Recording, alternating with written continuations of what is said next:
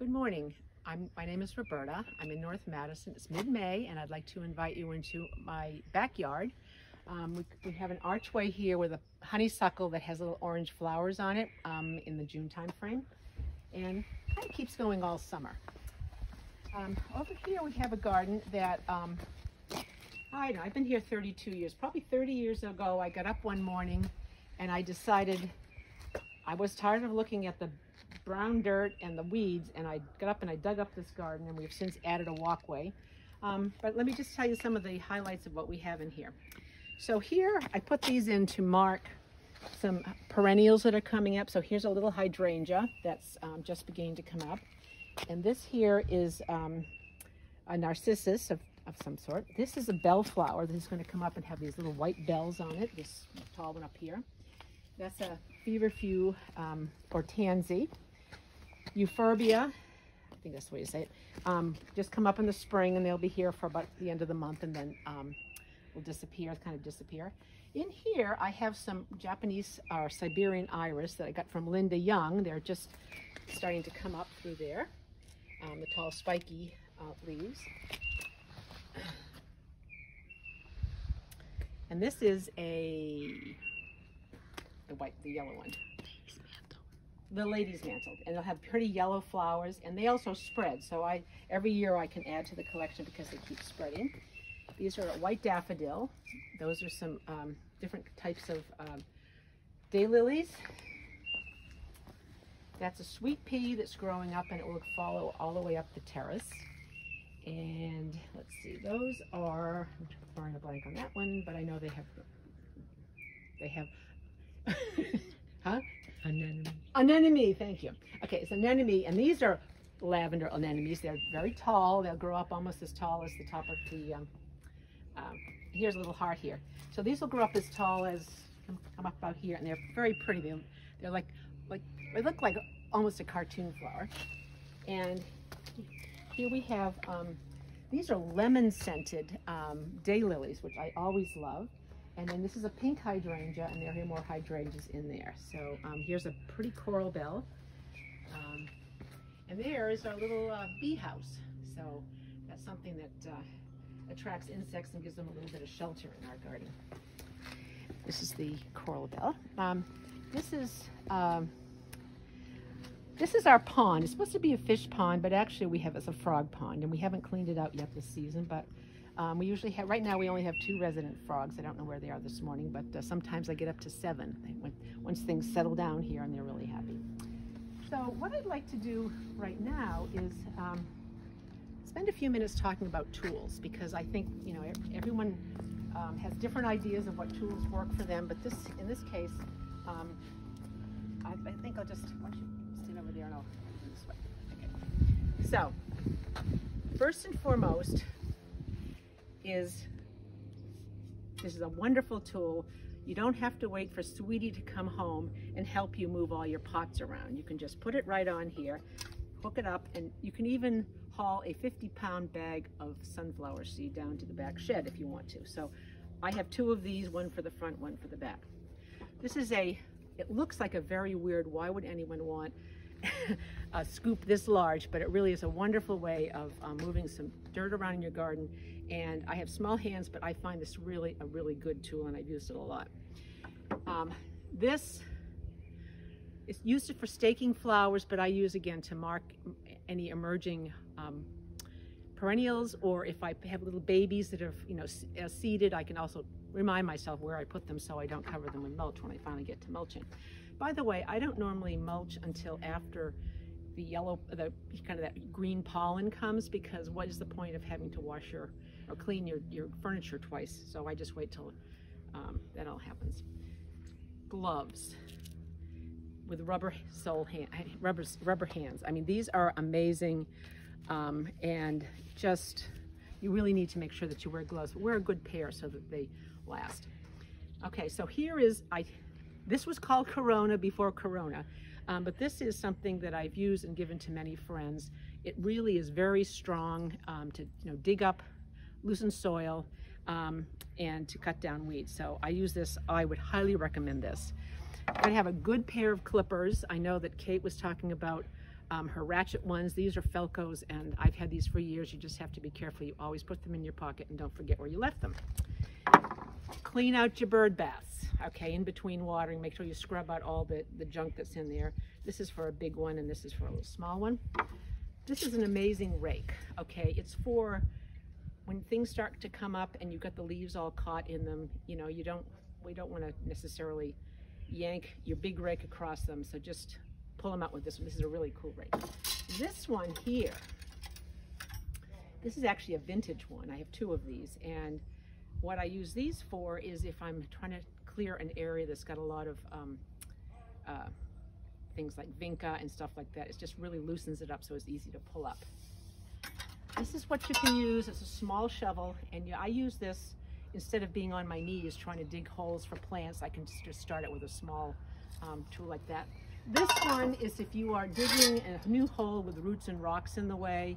It can, you know, see how pointed it is. It's also great for, I use this to divide my hostas when I do that. Really nice pointed. And this is for edging. Really great for doing that. Here's something, 2 more things here. I refuse to kneel down because I'm afraid my knees and I get a bad back. So what I use is either this is got at a flea market. It's just a little rolling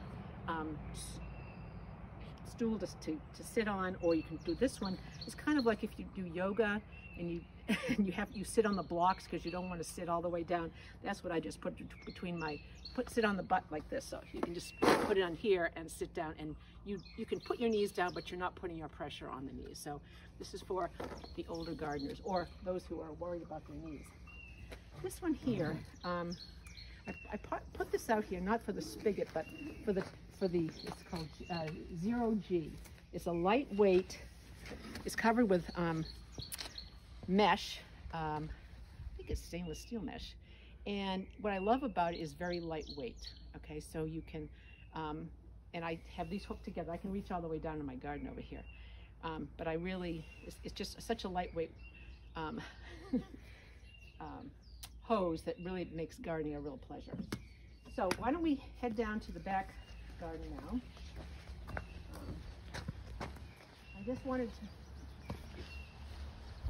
to point out that here I am slowly moving the vinca back, and I'm creating, as I find little volunteers or little baby plants that I find, I just move them into this area, and then I put these green things up so that I can remember that I have to water these and make sure that we don't step in them, etc. So,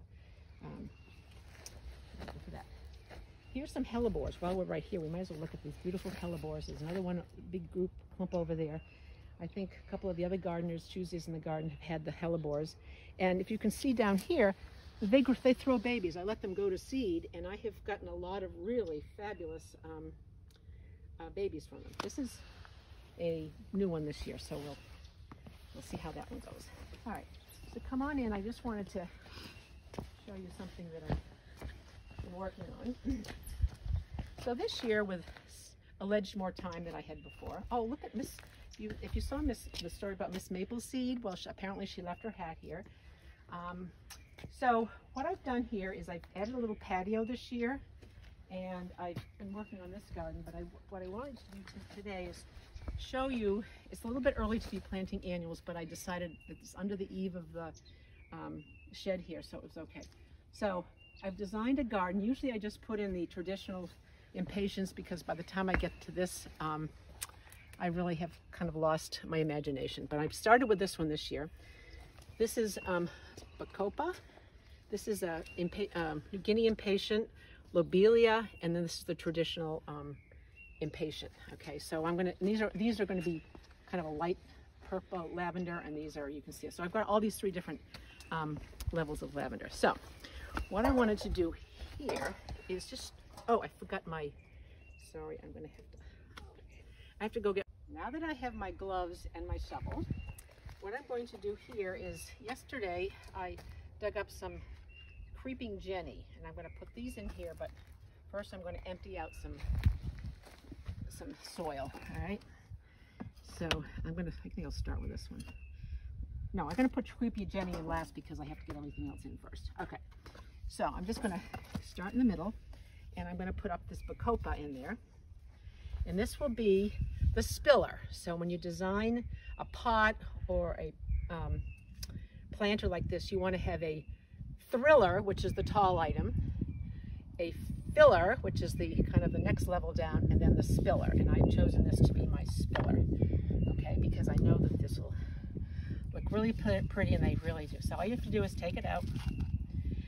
I suggest that you water them before you plant them because it's then easier. Over the other side, I forgot to do that yesterday. And then you loosen up the roots a little bit, pop it in, and you're all set. And then we'll water them all together at the end. Okay, so the next one we're going to put in is going to be the New Guinea impatiens, okay? And I'm going to have to dig out a bit because yesterday experience told me they have a very deep root system. I mean, there's a lot of roots in here. Okay, so here it is, and this is going to be, Sonic Light Lavender. It's very pretty. Okay, so just again, loosen up the roots a little bit, pop it in there. And if you may have noticed, when I filled up the soil before, I had wet it yesterday, I wet it yesterday, and I also only filled it like an inch below the top because I knew I was going to be doing this today. And you also want to have some space at the top so when you water it, it doesn't all spray out all over the floor. Now this one here, there's 2 of them in here, so I'm going to just take them apart and just gently take them apart. I think there's 2. It might even be 3 now. I guess there's 2. Okay. So I'm just going to put this one down here. Pop this in. Okay, and then use some of the soil I took out to kind of fill it in here. Okay, and then I'll do the same thing over on this side. Okay, so I'm going to take this one here, this out, and this one's going to go in. Sometimes I keep the label in them so I can remember what I had gotten, so in case next year I want to get the same thing if they do well. These always do a great job for me, but I haven't ever planted them in this planter, so we'll see this year what happens. Okay, and that needs to go over. And then the last one, we'll put the other one of these in here. And this one here is the Blue Pearl. I've used this every year. This is my favorite one. As you can see, that goes with my lavender theme. That's why I like it. Okay, so there you go.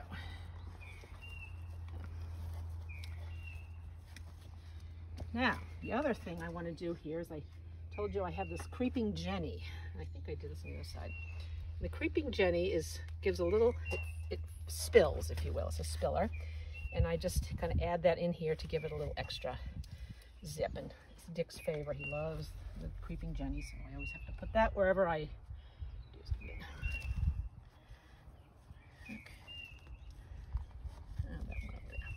Okay, so, and then, probably a little bit more, but just to finish this up, go weed in there, you don't need that, is I make sure that I water it. Okay.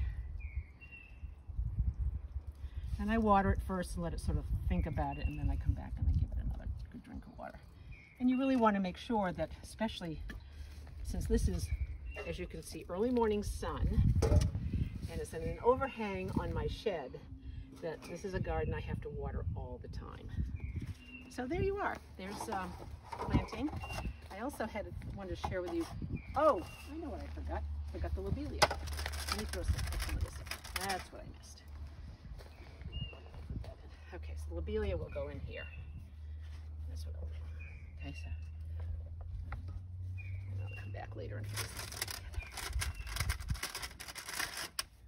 Got the pretty. So look at, I got 3 different kinds of lavender. I am all set and ready to go. Okay, so there's how we do a box. And thank you I just want to show you one more thing because Melissa loves this. This is a little praying mantis, and I love to move this around, and the birds love to perch on the on the antennas, so it's a lot of fun. So thank you for joining us Tuesdays in the Garden, North Madison Congregational Church. Hope you enjoyed the tour, and thanks for coming. Bye.